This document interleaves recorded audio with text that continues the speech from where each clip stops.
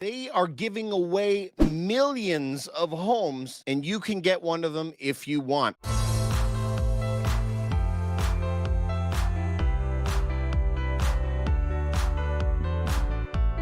Ladies and gentlemen, welcome. My name is David Ruff, and I show you how to make more money in these crazy inflationary times. Today, we're going to be exploring a very interesting story, how you can get free properties. I'm going to show you how you can do so in Canada, in the United States, in Japan, in Italy. And so let's take a look at some of the programs that are going on right now. So if we're going to look at the very beginning, the first article I wanted to show you is Japan is giving away 8 million abandoned homes for free. 8 million homes. They have a Japanese name for it. I can't say it very well, but they have a rapidly aging housing, and many homes are becoming vacant, and it causes problems in their cities. So you can go look this up online. Throughout the country, there's as many as 8 million vacant or abandoned homes in the Japanese government, and they're setting up a program to reduce the number of empty homes that there is. And so these homes have serious headaches for the homeowners because they cannot sell them. They're sitting on the market for years and years as they're trying to sell them, and the government has to either maintain them or demolish them, which can cost money as well. And so some of these homes started off being in rural communities, but now a lot of them near some of the main cities as well. So here are some pictures of some of them. But one thing that is consistent, it says with a rapidly aging population, many of these homes are becoming vacant. Now this program is on because Japan's population is predicted to shrink even further, resulting in even more becoming abandoned in the future. Now this is really, really important for us to know. And the reason why this is happening is the country had started to industrialize a long time ago. They don't have a lot of land, so they have to go for high value things so that they can import all the food and oil that they need. Remember, the big catalyst for the World War II was the United States cutting off fuel to their island. They need fuel. They don't have a lot of land, so they needed that because they industrialized and things got so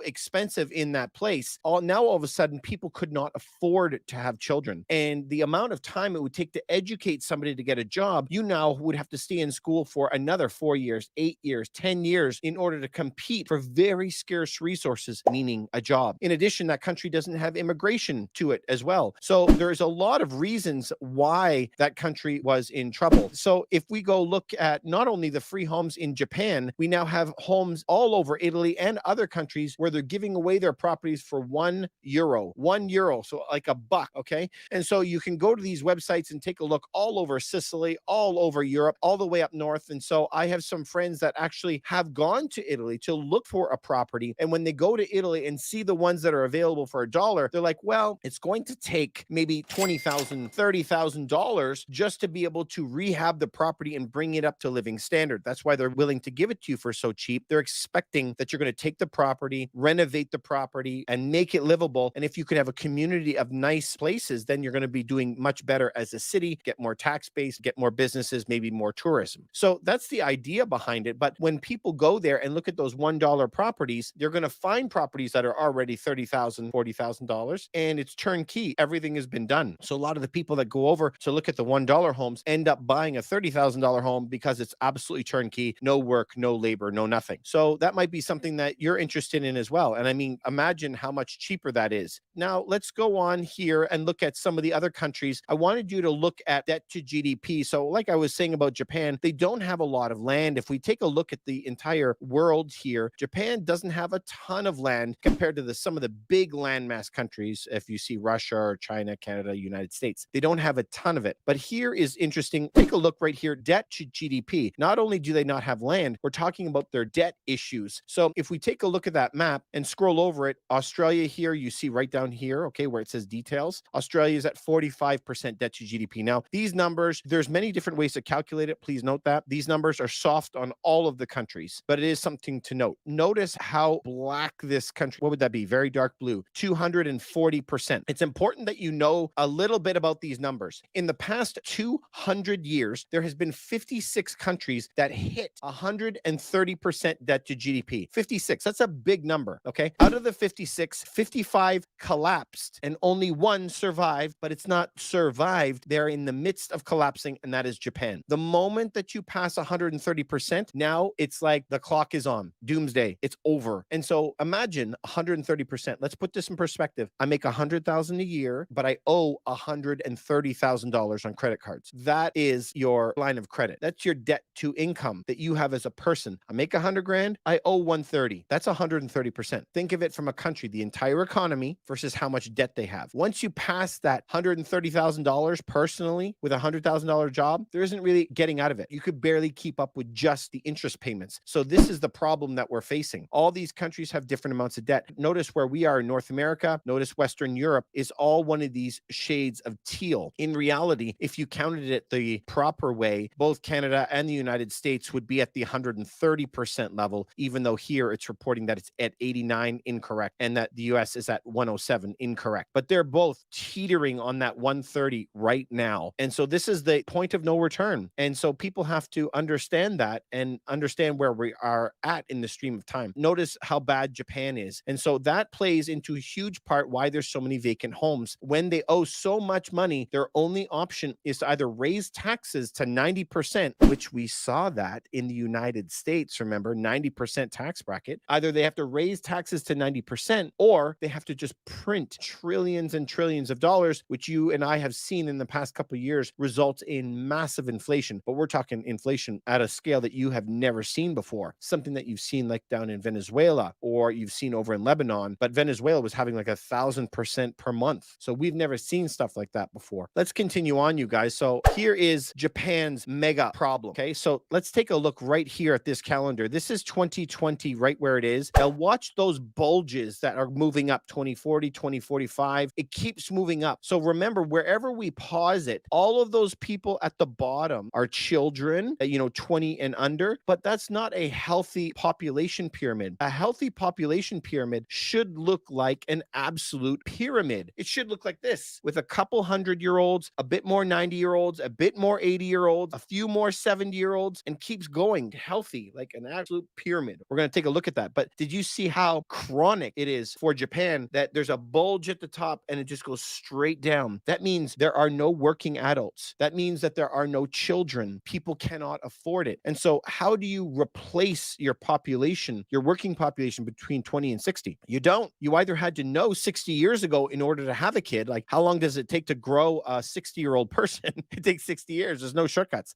Or you have to import a lot of people through immigration, which is not in the cards for Japan. So Japan is truly, truly, truly terrible demographics. You could see here the calculator, the 2003, 4, you could just see these massive bulges of people moving up and very, very, very little kids. Look at that. In 1880 or something, they had a healthy demographic. If we watch it, 1913, it was still doing good. After the First World War, notice the blue and the red still doing good, still looks like a pyramid. All of a sudden, end of Second World War, baby boom, and then it went game over. After that baby boom happened, look at, there was a couple years where they tried to reverse it. Too late. Watch that, 97, 98, 99. Those bulges are just working up. No more working class left in Japan. Their country is terminal. So this is why we do not have a way out of what's going to happen to Japan. Now let's take a look at Canada, you guys, where I am. If we're going to look at a chart, I really like this chart here. 1851. Okay, so this is before Canada even was around. It was a perfect population pyramid, okay? Straight up and down like this. So you have the 100-year-olds, a few at the top. We have a few that get older and older, but it actually spreads all the way down like a population pyramid. Now, there's a sliding scale. If you go to StatsCan, you could check it out. And as you move it across the years, it still maintains 1900, 1915, even though with the First World War, it still looks like a pyramid. Even if you fast forward, there is some wobbles in it, but even all the way until after the Second World War, until the 1950, it still looked like a healthy population, like a pyramid, but there was a hollowed out part for those who fought in the war. Absolutely. But as you continued on, you could see that the baby boomers moved up to the top, and then we got hollowed out. It's like an inverted pyramid. And this is the problem that we have in Canada, because Canada is like every other country. So we were very, very expensive to live in Canada. So people cannot afford to live and cannot afford to have children in Canada, which is a terrible, terrible thing. We have fuel in Canada. We have food. We have high-tech stuff here, but the cost of living is astronomical. So a lot of people that live in other parts of the world that want to come to Canada think that the roads are going to be paved with gold here, but they don't realize has the crippling financial repercussions of living in Canada. The weather also exasperates the problem huge. So we also have to pay attention to that. Canada or any country that needs to fix their demographic problems can only do it through having a lot of kids and cutting it off at the pass really, really early. The moment you see your pyramid collapsing, you have to fix it and incentivize people to have children. If not, you have to have immigration. Now, the problem that we all have is we all belong to this giant world online where we're playing the suffering Olympics, and everybody wants to complain victimhood more and more. Here is the thing that you need. It doesn't matter what country you're in. You need the youngest immigrants you can with the highest amount of skills that you can, and you want somebody that preferably could be a doctor, an engineer, a lawyer, something that is trained. So you want to have someone young with skills, with children, and with money. This is the golden immigrant. He could go anywhere. Whatever country he comes from, he can go anywhere. Unfortunately, where we have landed these days is the majority of people want to go and dump their money in places like that, in Canada, in England, and so forth. Dump their money because it's safe, rule of law, and then they typically leave because they can make more money in other countries that operate more capitalistically and not so much socially. So we have a big problem. When I was growing up, Canada had a population 20 million, 20 something million. Now we're 38 million, and we still have the same problem with our demographics hollowed right out. What is the problem? The problem is we generally are not bringing in the super young with kids, with education, with money. We're not bringing those in. We end up bringing in people that are a lot older. What happens when that happens? If they come in, they have no money, they're senior, they got to go in homes, they cost the government, and that pyramid remains inverted. More and more trouble. And this is not unique to Canada. It's the United States. It's all over Europe. It's Australia. It's all over. So we've brought in over 10 million immigrants, and the problem is just the same or worse. So this is why we actually have to look at things and operate countries like businesses. We have no choice because we have to spend money on this type of stuff. But there are some examples out there where I think that we could take from. So let's move on a little bit, and I'm going to show you some more graphs. So Canada's right now at 38 million people, but this is what's shocking to me. Out of 38 million people in Canada, we now only have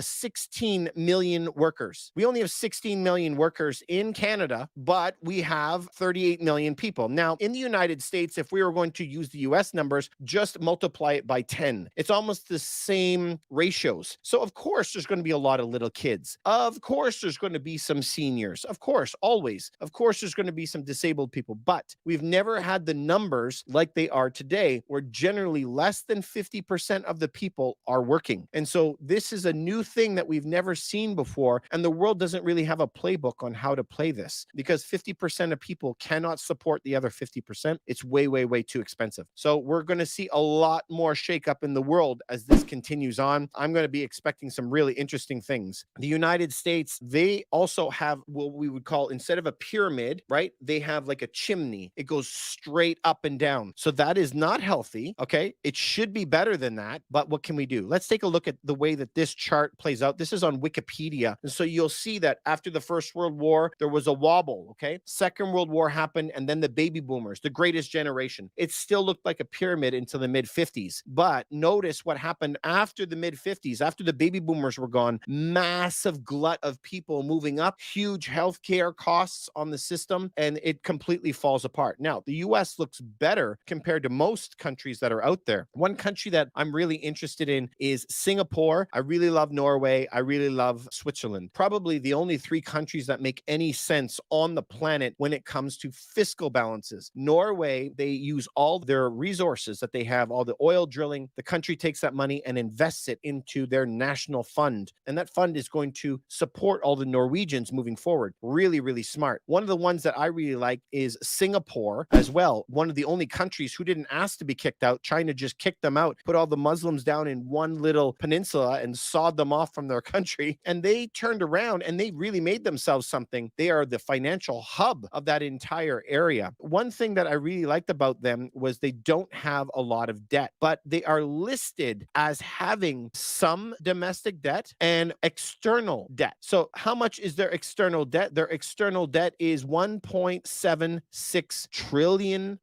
But these guys do not borrow to spend. That's the big key. They do not borrow to spend. So what they do, if you can think about this, is they borrowed $1.7 trillion at 1% interest and bought $1.7 billion of stocks, essentially. And so what they're making off of dividend payments and everything is they're enriching their country with that. So I saw this example of their highway. I just loved it. So they had a highway that they needed, and this is going to give enduring benefits to the country. It's a very small country, remember, but they built the highway, they expropriated the land, built the highway, cost them billions of dollars. Now they're going to put a toll on that highway. They have a plan in advance. We're going to have the cars going back and forth. We're going to charge our tolls until we get our money back. Then we've paid off that debt. And guess what? They have an enduring benefit to the country. They only borrow money to invest. And so though they have debt, their debt plus their assets, they're still in the positive. And there's very, very few countries that actually have that. So let's go back and take a look at the debt to GDP around the world. The top 12 countries with the highest debt to GDP: Venezuela, Japan, Sudan, Greece, Lebanon, Capo Verde, Italy, Libya, Portugal, Singapore, Bahrain, United States. Notice the way that they calculate it here. It says 128%. That's more accurate. If you go look at the map up top, their color is the teal at 120, which is incorrect right now. And it says Canada is at 89. That also is incorrect. We're teetering on the 130 mark, just like the United States. So if you look at that list, debt to GDP cannot be the only way that you measure it, because it has Venezuela in there and Japan as number one and number two. Venezuela is one of the worst countries in the world financially. Japan looks like, when you visit it, it's one of the best countries. So it's not the only measure, but it is one way to measure it. Notice Singapore is at 131%. But like I told you, it is an amazing place because their debt to GDP, again, this is one indicator. But if you dig into their assets, now all of a sudden it's a completely different story. But now you must say the complete opposite. Well, if you have no debt, then you look good. Well, let's go look at that list of the top 10 countries that don't have any debt, essentially. Brunei, Afghanistan, Kuwait, Congo, Eswatini. I'm sorry, I've never even heard of that country. Burundi, Palestine, Russia, Botswana, Estonia. So this is, like I said, it cannot be the only ingredient that you're looking at, because when you look at it that way, you're like, well, all those countries, I don't want to live in those countries. So it isn't just the debt. The reason why countries got good in the first place is because they were able to use debt. They were able to get credit. The reason that those countries that did get credit, they abused the fact they could have credit, and now their countries are collapsing under the debt weight that they're holding on. That's Canada, the United States, Western Europe, Australia, all the West, essentially. They've abused that privilege, spent all the money, and now they're going to be in serious doo-doo. So this is where we're at today. Now, one of the countries I'm going to show you, I think it's very important. If we take a look at Mexico, can you look and see this one right here? Mexico. This is 2016. So 2016, Mexico looked like a pyramid, up and down. Beautiful. But you can see it's slowing down near the bottom, right? It should continue outward, but everything was doing really, really well until like under 10 years old. The last 10 years, they have suffered. And now why is that? Well, the United States and Canada had already industrialized. You know, everyone's moving into cities. In Mexico, it wasn't like that, really. They were delayed in that whole industrialization part. And so it's only the last 10 years that they're really getting squeezed, and people can't afford to have kids anymore. They're afraid of drug wars and everything else that's going on. But that's 2016. There was another one. Look at this in 2022, where we are now. You're really starting to see some massive trouble in the markets, because you could see that it expands pretty well outward, right? But then once you get down to below 20, it collapses under 20 years old in 2022. And that's a mega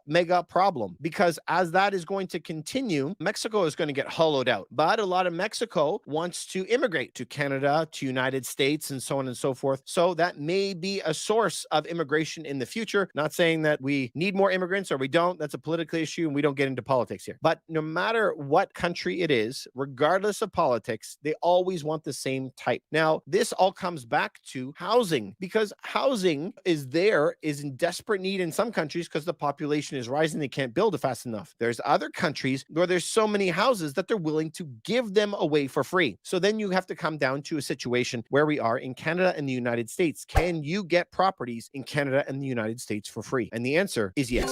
So in Canada, they kind of fall into three buckets. We have cities that are over 1 million people, cities that are under 1 million, but over 100,000. And then we have cities around 100,000 or just under. So when inflation hits, it removes money from expensive cities and dumps it into small cities. So the smaller cities that are sitting, 200,000, 100,000, somewhere around there, those cities' properties have been going up for the last couple of years, even though inflation has been here. And so you can look into some areas that are very, very safe. A lot of people are moving into, has really good good job growth, very good taxes, landlord-friendly jurisdictions, you can move there and buy properties for really, really reasonable rates. So let's take one of the properties that I have that was an example. You can go and buy a property, let's say for $150,000, but you found a really, really good deal that you could buy for about 100. So in that case, you can now go and get a third-party lender to lend you the $100,000. You go and buy the home for 100. You turn around and go get a mortgage on it immediately after you own the property. You have them go and evaluate the property. They're going to evaluate it higher at the 150 that it's worth, and they're going to give you an 80% value on that. They're going to give you the $120,000 mortgage, and you're free and clear. You pay back your third-party lender. You have zero money in the deal, and now that you have a home that is paying you forever. So imagine if you had a property that you have $10,000 in, and it pays you $10,000 of rent. You would say that's 100% return. What happens if I had $5,000 in it and I got 10,000 rent? Now you would say, well, now it's 200% return. What happens if you have $0 in the deal? Zero, and it's giving you $10,000 a year. How do you calculate that? It's essentially free money. You have no money left in the deal. So the work is going to be involved in getting your third-party lenders and understanding the real estate market, because this is happening today. In today's market with crazy inflation, you could do this in Canada and the United States today. Now, I wouldn't suggest you go directly to go build in Mexico like some people are, or going to get a property over in Italy right away. I wouldn't do that. I would first master North America before I would move out there, but to each their own, you know. If you know how to do it, I'd love for you to contact me. I'd love to follow along, and maybe I'll do one with you. Anyway, guys, I hope that this helped you. I hope that you find some value in it. Please think about subscribing and send it to your friends if this helps you at all. And I'll talk to you guys on the next video. Hope you can get your first free house no matter where you're looking.